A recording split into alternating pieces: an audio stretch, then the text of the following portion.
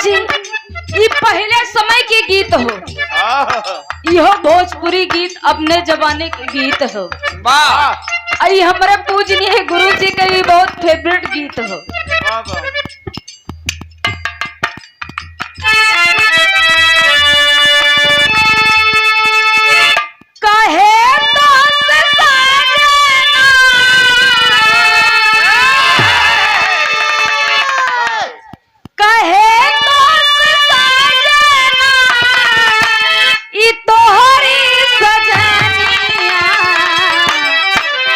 पागे पागे लिए जाऊं तोहरी पलैया, पागे पागे लिए जाऊं तोहरी पलैया, पागे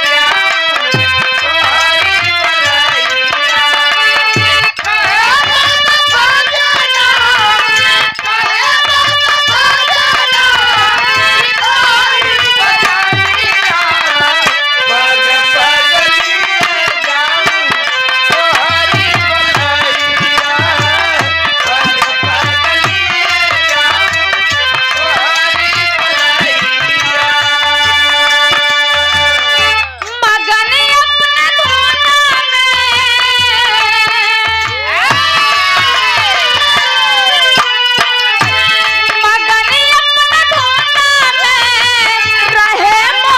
तोहरी पागे पागे लिए जाऊं तोहरी पलैया,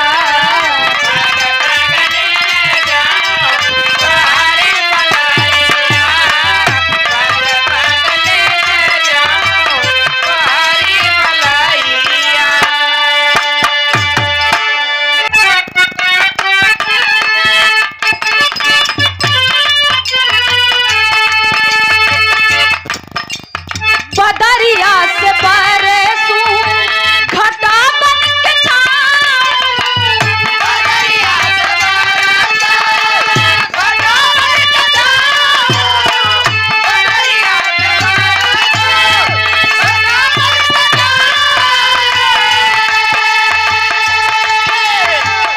जिया तो ये चाहे तो है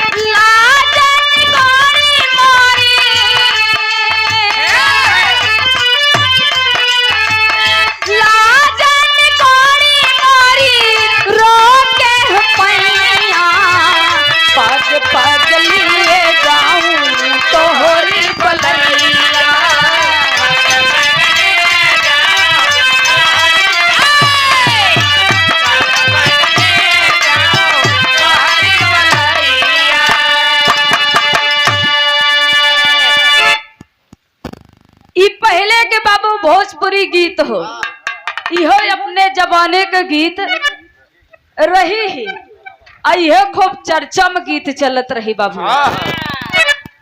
लेकिन आजकल का भोजपुरी गीत ऐसे ऐसे गाय देता है कि बाबू समझे में नहीं आता।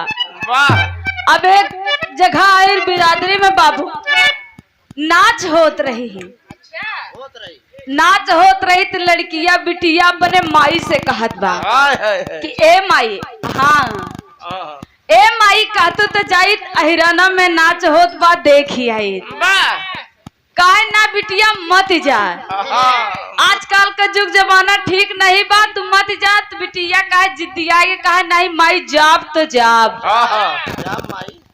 कैसे मास्टर साहब?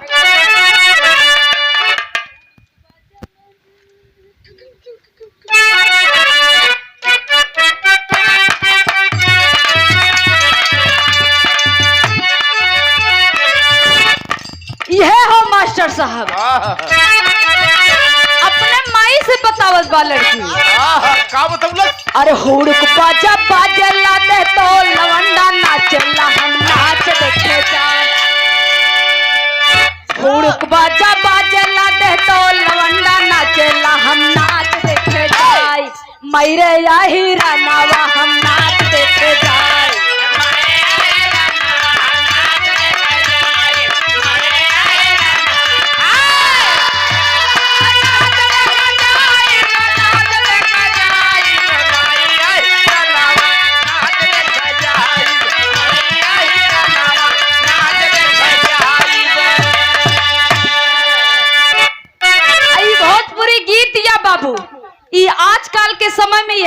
चलत बा। चल। लेकिन पहले अब बहन भैया बतौवे बहन कि पहले के ऐसे मुछ वाले छुछ वाले गुच्छ वाले पुच्छ वाले भैया बात तो सही बताए। ऐसे बाबू पंचायत बटूरी रहे, हाँ पंचायत जुटी रही।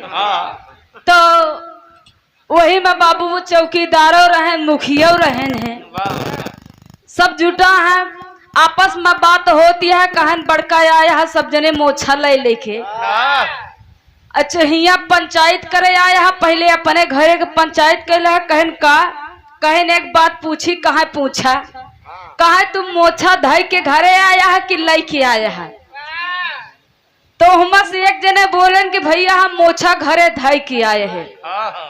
उठेन बाबू घरे गए, जब घरे गए मुखिया जी के, तो मुखियाइन घरे से निकली के पूछे लागे नो जाना तहा कि पंचायती में मुखिया बैठा है।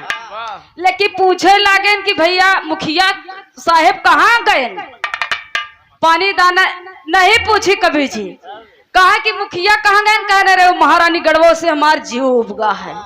कतो घूमत होई, वो रोज पंचायतीन में रहा तो उसे घरे दुआरे से कौनो मतलब नहीं है, कब आवा कब गवा उसे का जानी कहाँ गावा। खेत झुरात बात इतनी बात बाबूजी कह के जौन चौकीदार रहन वो के घरे गए। उनके घरे गए तो पूछे चौकीदारी की चौकीदार कहाँ गए, कहन कि भैया पंचायती गाँव है जरूरी काम से आई है, तो बताए देव कि आपन नाम बताए दे फलाने ढमाके जौन हो बताए दे भाई।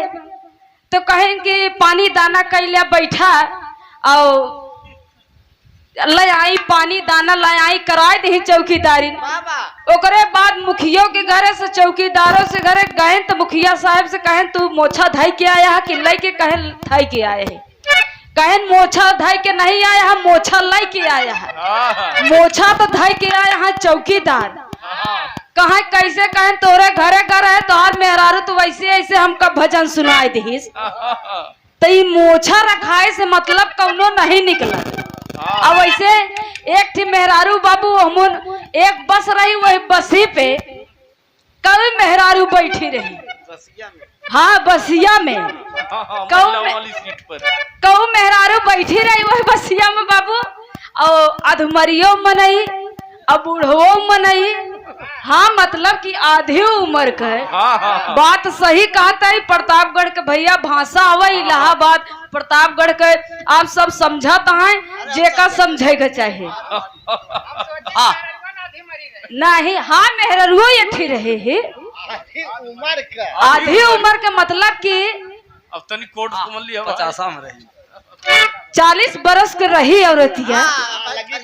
अब फरियान न समझा ए भदोही कहें। हाँ तो हम बैठी रही तो सब भैया ऐसे बिना मोछे वाले बैठा रहे न। तू जो 40 बरस के औरतिया रही वो अपने सर पे पल्लू नहीं डाले है खोले बा।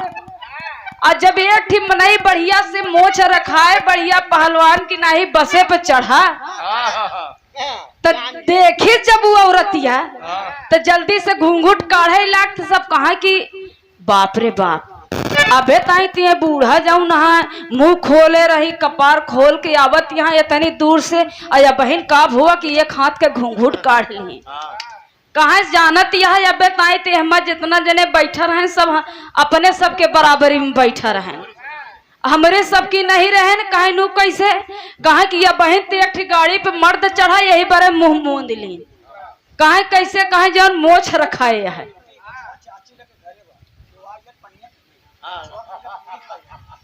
तो यही के बारे तो मोछ वाले मनई के शेर कहा थी। जब मोछा रखाया है भैया केहू कहा हम लाई के आया तो मोछा लाई के नहीं होते मोछा सही बाटिया घरे पे धाई की आवत ही बाबू। आप पूजनीय चाचा जी ब्रजलाल पाल जी भदवा की धरती से चाचा जी कहा था कि हम तोरे चाची के हाथे पे मोछा धाई के आए हैं। आपको बात सही बा कि आप अपने घरे पे मोछा धाई के आए हैं। घरे का औरत लक्ष्मी होती, वो नहीं चाहे तो एक मोछा टाइट कर रखे चाहे तो गिराई दे मोछा। नहीं के देनिया कि आप घूमत आ जाओ ना बिरहा सुने यहाँ नहीं तो समाज में खड़ा हो गए औरतें बाबूजी सिखावत थी। चाचा जी की ओर से सादर 100 रुपए का आशीर्वाद आया है, नमन है आपके श्री चरणों में। मास्टर साहब धुन तर्ज तो बहुत आई, नई नई धुन तर्ज बहुत हो गए, एक ठीक पुरान हो जाए के चाहिए। कबो कबो बनारस के धरती से बाबूजी बुल्लू गुरुजी और परशुराम पंडित पूजनीय गुरुजी हीरा गुरुजी के बिरहा हो तो बढ़िया लहाई के बिरहा हो। तो जब बुल्लू गुरुजी को पारी आवे तो कहा मर्दवा तनी चाप दी का, तो कहा चाप हाँ बाबूजी श्रृंगार रस के गवैया ओहर के भाषा आए हमरे हिया कहिए चला सोई ले चला पहुड़ जा, अहिया इलाहाबाद में कहिए वलर जा। जब हम अपने घरे जाई थे बाबू, हमार प्रतापगढ़ के धरती पे भले जन्म हुआ लेकिन इलाहाबाद के धरती पे आप पूजनीय हमरे कवि जी श्रीमान जी खेमराज यादव मूछ वाले, पूजनीय आप गुरु जी सुमित्रा नंदनी जी, पूजनीय आप कवि जी विजय बुल्लार कवि जी, हिया हमार पालन पोषण होत बा, घर हमार हुआ बा, लेकिन शिक्षा दीक्षा इलाहाबाद के धरती पे हो बाबू। इलाहाबाद के धरती का हम ऋणी है बाबू, और जब भजियत है तब है, मर जाब तब है रहा। तुम मरबू ना घबरा जी। अच्छा एक माने हम अम्मर का चाउर चबाई के आए हैं। एक पुरनिया कहा जाए कैसे मास्टर साहब?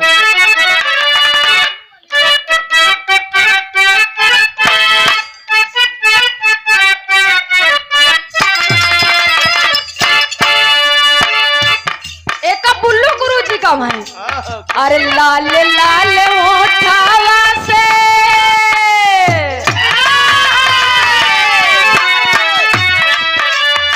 लाल लाल ओठावा से बरस लाल लैया हो की रस चुड़ेला, हो की रस चुड़ेला, जैसे आमावा के मुजरा से रस चुड़ेला, हो की रस चुड़ेला, जैसे आमावा के मुजरा से रस चुड़ेला, हो की रस चुड़ेला, जैसे आमावा के मुजरा से रस चुड़ेला, हो की रस चुड़ेला। लाजवाली बातियां ना बोला मोर राजा जी, करे जा छुएला, हो करे जा छुएला, तोहरी मीठी मीठी बोलिया करे जा छुएला, हो करे जा छुएला, तोहरी मीठी मीठी बोलिया करे जा छुएला, हो करे जा छुएला, तोहरी मीठी मीठी बोलिया करे जा छुएला, हो करे जा छुएला। यह गीत का तो बुल्लू गुरु जी गावन, लेकिन यही में जब परशुराम पंडित पूजनीय गुरु जी के स्वर्गीय परशुराम पंडित जी के गुरु जी के जब बाबू पारी आवे तो यही में लहाई दे कैसे? गोरे गोरे हाथावा में, गोरे गोरे हाथावा में पातली अंगूरिया, अंगूरिया में ना हो, अंगूरिया में ना सोहे सोने के मुंदरिया, अंगूरिया में ना हो, अंगूरिया में ना सोहे सोने के मुंदरिया, अंगूरिया में ना हो, अंगूरिया में ना सोहे सोने के मुंदरिया, अंगूरिया में ना हो, अंगूरिया में ना।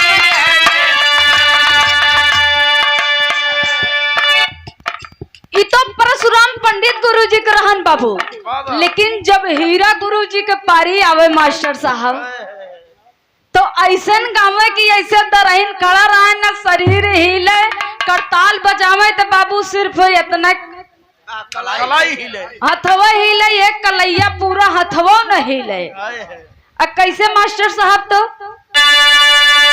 अरे गवानवा के रातिया,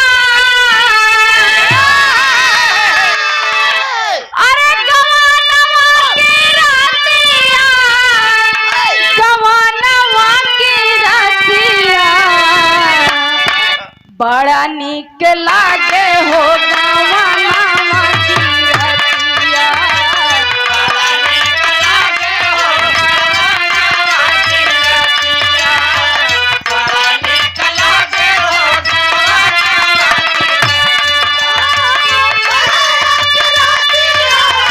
जियो इलाहाबाद के शेर, जियो जियो।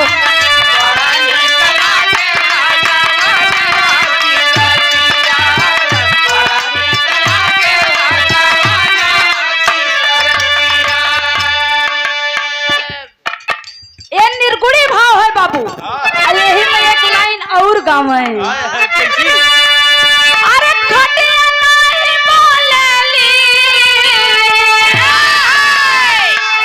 अरे खटिया नहीं बोलेली, उवर चनवा नहीं बोलेला, अचोलिया के बंदारा चाचा वैसे बोलेला।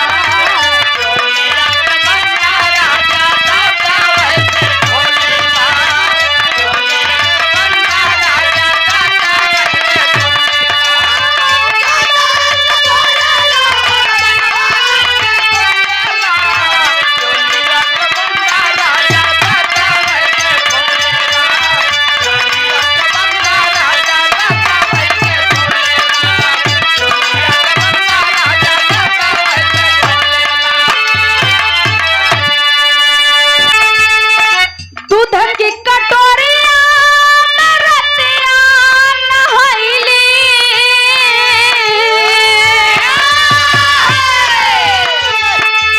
दूध की कटोरिया में रतिया नहैली, कहली अंजोरिया से प्यार हो, बलम चांद बदरी से झाके मारे नयनवा के बाण, बलम चांद बदरी से झाके मारे नयनवा के बाण, बलम चांद बदरी से झाके मारे नयनवा के बाण, बलम चांद बदरी से झाके। ये तो एक लाइन का तर्ज था बाबू, लेकिन गाने में भाव है।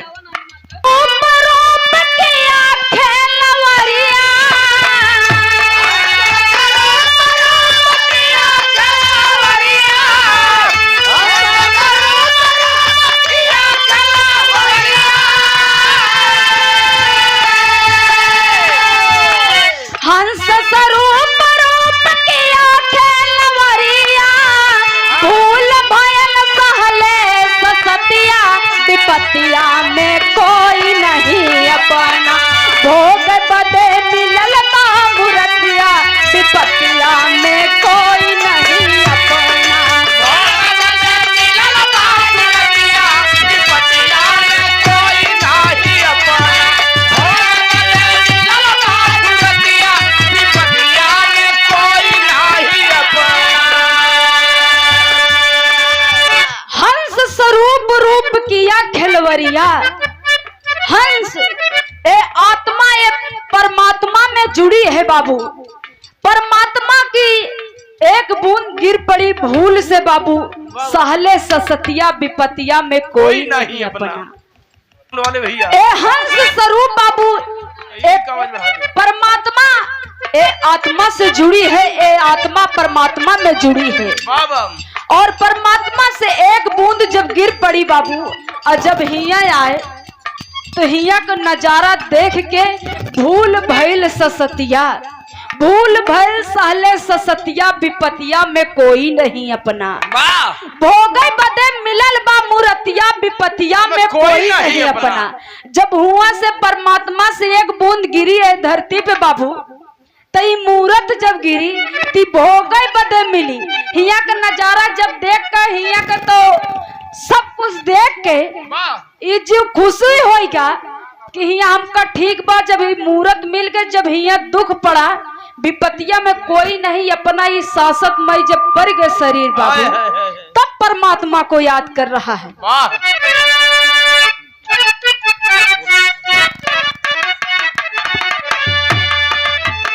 जड़ चेतन में गयल गठिया धराए,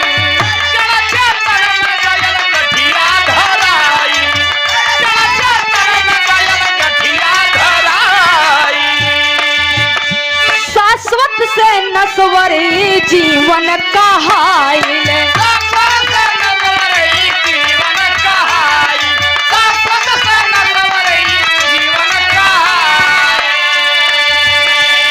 छोड़ दीप ज्योति खद दास पर लुटाइले, छोड़ दीप ज्योति खद दास पर लुटाइले, माया काया पर बस जगतिया, विपत्तिया में कोई नहीं अपना, भोग बदे मिलल का मूर्तिया, विपत्तिया में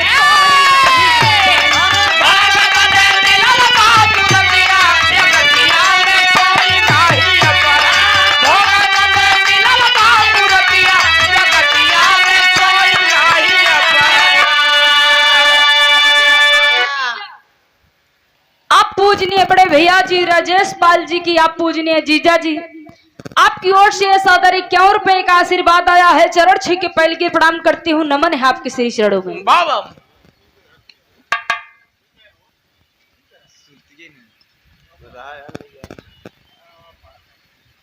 ए आप पूजनीय हमारे गुरु जी सुमित्रा नंदनी जी, ए सुंदर पुष्पहार प्यार दुलार से गुथा हुआ, आई बहुत सारा आशीर्वाद माया पुरस्कारी पैसा का तो गिनतियारी होत है, लेकिन आशीर्वाद के गिनतियारी बाबू नहीं होत, जितना मिल जाए उतना ही कमी बा।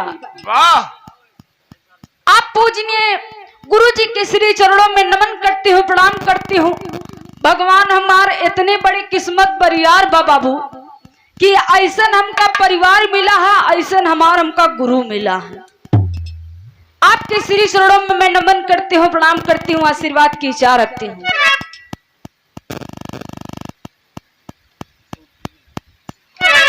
जड़ चेतन में गयल गठिया बंधाइल, ए बाबूजी, ये जड़ ये शरीर है और ये चेतन ये जीव है, इस शरीर में ये जीव बंधाई गवा बाबू, शाश्वत से नश्वर ये जीवन कहाइल। ये जो जीव है बाबूजी ये नश्वर है, ये निराकार है, इसका कोई आकार नहीं है, इस जीव को कोई देख नहीं सकता है, सांस चल रही लेकिन फिर भी कोई देख नहीं सकता है। छोड़ दिव्य ज्योति खद दोष पर लुटैले लुभैले, ए बाबू, जब ऊपर से ये परमात्मा से एक बूंद जब गिरी, तहिया के दिव्य ज्योति देख के मनवा इतना चंचल बा, इतना बरियार बा कि जौन चीज के बारे नहीं करा वही चीज के वो आगे बढ़ा था। तो ये देख के माया मोह देख के इतना लुभाई गवा मन कि यहाँ से छोड़ के जाइन के मन नहीं कहा। और जब विपद पड़े लाख, दुख पड़े लाख, मोह माया में भुलाए गए बाबू कि भैया परिवार हमार भाई है, हमार भतीज, हमार माई है, हमार बेटवा यही, तमाम रिश्ते में तमाम रिश्तेदारी है, मोह माया में जब बाबूजी अरज गए, और जब विपद पड़े लाख तो विपतिया में कोई नहीं अपना, आई भोगई बदे मिलल बा मूर्तिया, विपतिया में कोई नहीं अपना। ई भोगई के बदे शरीर मिली, तभी आत्मा सोचत बा कि बहुत बड़ी हमसे गलती होगी बा। अगले अंतरे में कहना है मास्टर साहब,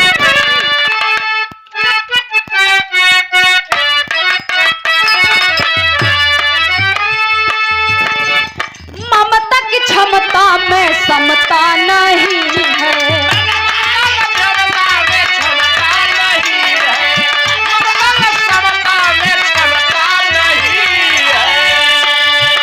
मनव मलिन कहीं रमता नहीं है,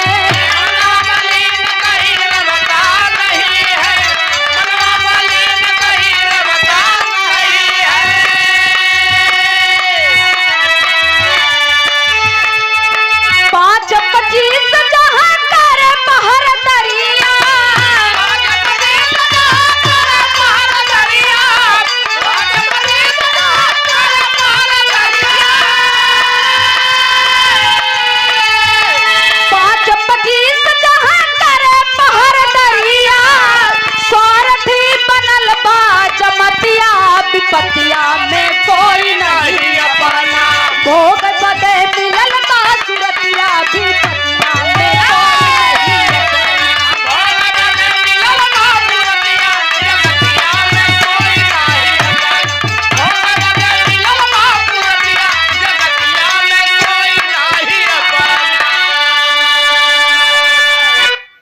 ममता की क्षमता में समता नहीं है। अब मनवा मलिन कहीं रमता नहीं है। माई का ममता में इतनी बड़ी बाबू क्षमता नहीं है। जैसे माई अपने लड़का बच्चा अपने बिटिया बेटवा का प्यार ज्यादा दे है। अब वही थी बाबू बगलिन पड़ोसिन में अगर लड़का बच्चा बिटिया बेटवा है उन्हों माई का लड़का है उन्हों बिटिया बेटवा है, लेकिन उनका ध्यान न दे है। अपना लड़का अपने होती यही बड़े माई के ममता में समता नहीं है। माई के अंदर इतनी ममता नहीं है कि दूसरे को लड़का अपन लड़का समझे, अपना लड़का का अपन समझा थी। अब मनवा मलिन कहीं रमता नहीं है। ये मन जो है ये मलिन है, ये कहीं पर रमता नहीं है। मन चंचल है, ये मन भटक रहा है बाबूजी। 5-25 जहां करे पहरे दरिया, ये स्वार्थी है बाबू। काम क्रोध मद लोभ अहंकार, जेकरे अंदर काम वासना जाग गए बाबूजी ओका पता नहीं कितनी कितनी बात आई जात है। और जकरे अंदर लोभ हो जात है, के कई पाई के कई बटोर ली, के कई पाई खेत काट ली। लोभ अहंकार हो जात, जब ज्यादा धन दौलत हो जात है तो ऐठी से अहंकार हो जात है। काम क्रोध मद लोभ, मद में केहू मस्ती में चूरबा, केहू खाए से केहू पिए से बाबूजी, केहू कौनो न कौनो, ये सब के बाबूजी 5 के हैं। काम क्रोध मद लोभ अहंकार, ये पांचों के 5-5 गुण हैं। तो 5-25 ये 25 जाओ ना है बाबूजी, ये शरीर के पहरेदारी करत है। अगले अंतरे में कहना है मास्टर साहब,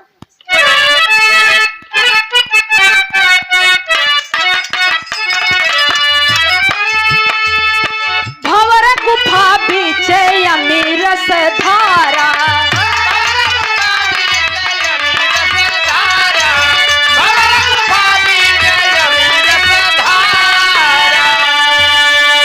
गोता लगाव कोई बीच माच धारा,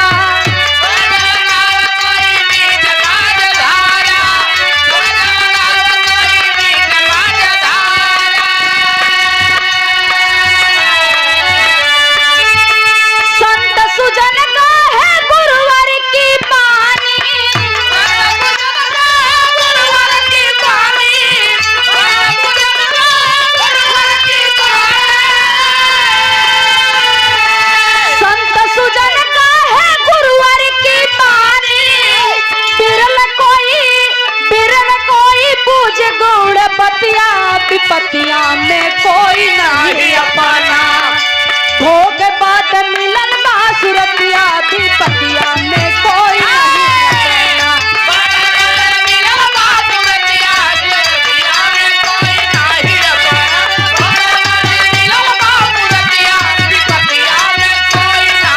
अपना। ये मन बाबूजी ये जो गुफा में है, ये शरीर के अंदर जो मन है वही गुफा के अंदर, ये भंवर जो है ये मन वही है। अब बीच अमित रस धारा, गोता लगावा कोई बीच मझधारा। बाबूजी जब विपद पड़े लाग, जब चौमुखा से अंधेर पड़ी गवा, तब संत को याद किए, गुरु को याद किए।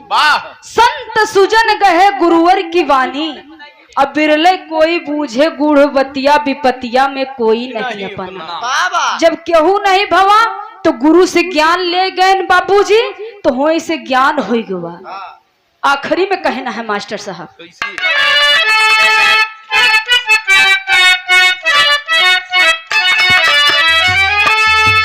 सीताराम हित शोभनाथ अनुगामी,